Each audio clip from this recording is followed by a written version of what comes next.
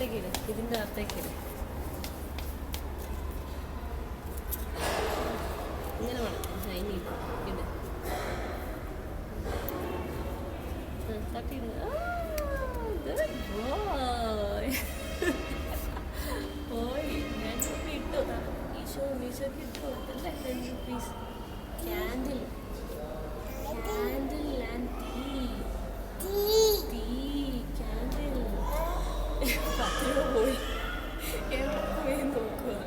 അതിൻ്റെ അത് വേണം. മീശോക്ക് കിട്ടി കേട്ടോ. മീശോക്ക് കിട്ടി. വാവ് മാറിനെ വർദ്ധിച്ച്